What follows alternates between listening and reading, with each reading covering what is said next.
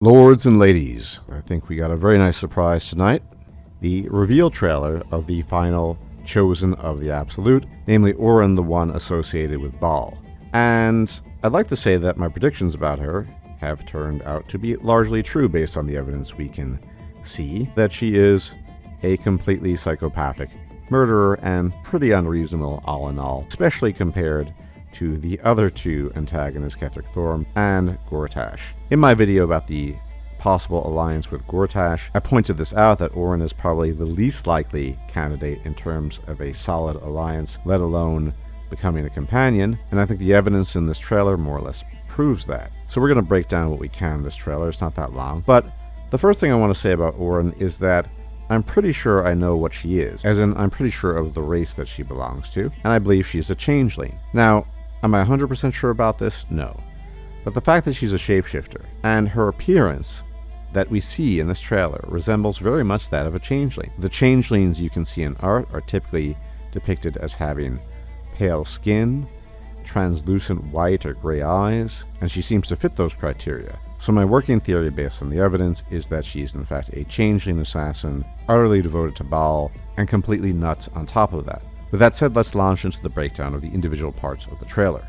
Now here we see her shapeshift into the form of Lae'zel, and in fact, we had been warned about this. We were told that she can appear in your camp, or as a friendly ally or person, or even your companion. And lo and behold, what do we see? She has become Lae'zel in this case. Now, it begs the question as to what happened to the original Lae'zel. Maybe she's dead, maybe she's been kidnapped, who knows? But yes, this makes her particularly dangerous. And the fact that she's absolutely nuts only adds to her lethality, because she doesn't seem like the type of person that can be reasoned with. If she's a changeling, as I believe she is, then she could end up doing a lot of harm, changing into all sorts of people, not just companions. Imagine, for example, if you recall that scene from the Gortash trailer, where he is being knighted or elevated to the position of Grand Duke, and it's none other than Grand Duke Ravengard doing it. What if that's Orin, for example, who shapeshifts into the form of Grand Duke Ravengard to bestow the title of Grand Duke upon Gortash in order to elevate his position in the city? Entirely possible now that we know that she's probably a changeling and definitely a shapeshifter of some sort, and that makes her very, very dangerous in a way that the other two chosen the Absolute, Ketheric Thorm and Gortash respectively, are not. They're still dangerous, but not like that. She's an assassin after all, and she can literally take on any humanoid form she so wishes. And I think the way this has been implemented will be very clever. I don't think you'll see it coming. I think for the most part, if one of your companions presents as one of your companions, I don't think you're going to think, oh, this is actually Orin. I think you're going to get surprised when you least expect it, which is kind of the point, and it's going to be very, very dangerous indeed. In this next series of scenes, we see something that is quite interesting and solves a bit of a problem that we had. You'll recall in the teaser trailer, towards the end of it, that somebody becomes the Slayer of Bhaal. You can see the form.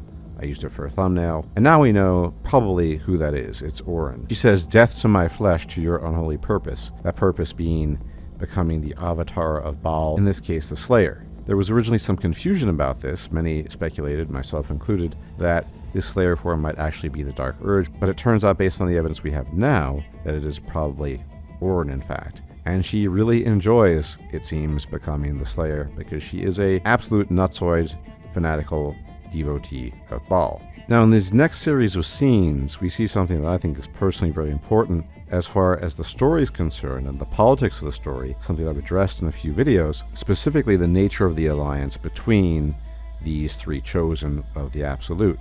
You have Ketheric Thorm, who represents Myrkul. You have Gortash, who represents Bane.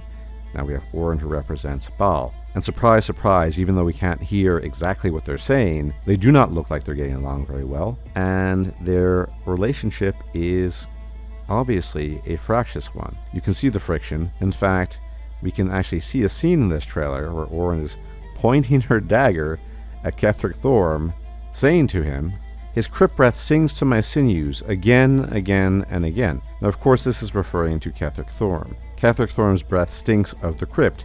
He is aligned and associated with Myrkul. On top of that, I will make the bold prediction that he's in fact undead. How do I know this? Well, if you recall the panel from Hell, you have the scene with the goblin who first attempts to kill him by throwing a great axe into his chest, which doesn't kill him. But what we see in response to that, in addition to Ketheric Thorm not dying, is not blood but black ichor.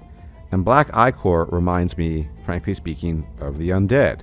And then he provokes the goblin to try again. She does. He's nearly decapitated with more black ichor, and he doesn't die. So Ketheric Thorm is probably undead. Orin is talking about his crypt breath with the dagger pointed at him, and you can see the grimace and his annoyance in his face. All three of these guys do not like each other.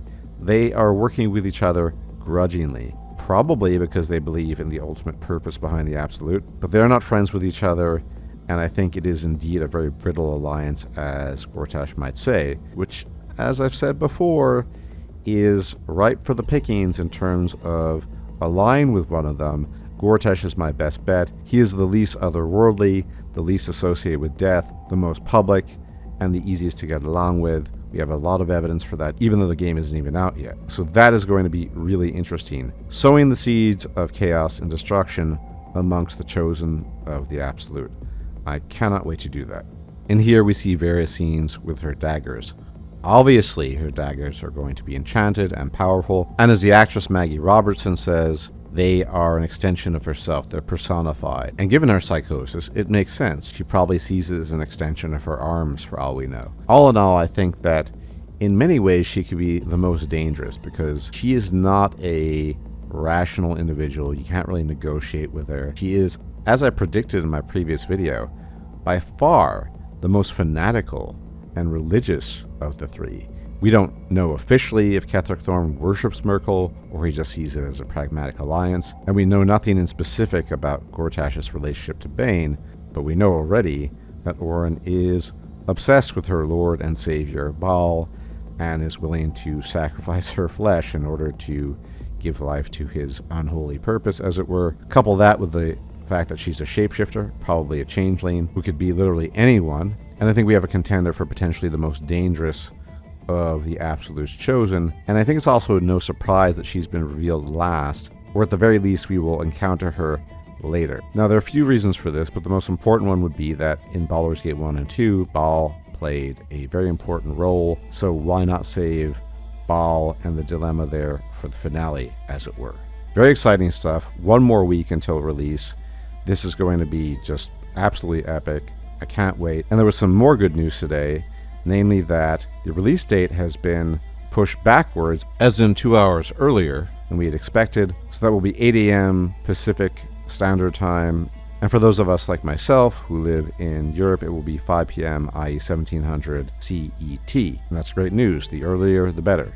Stay tuned for more Baldur's Gate 3 content and coverage. It will be coming out fairly frequently. And as always, thank you for watching. Before I go, though, I'd like to invite you to my Discord, where you can discuss Baldur's Gate 3 with like-minded people, as well as other RPGs. And if you like my content, you could leave a like, comment, share, and subscribe. And if you hit the bell icon, you'll be notified of my videos, as it really helps out with channel growth. And I will check you out next time. Take care.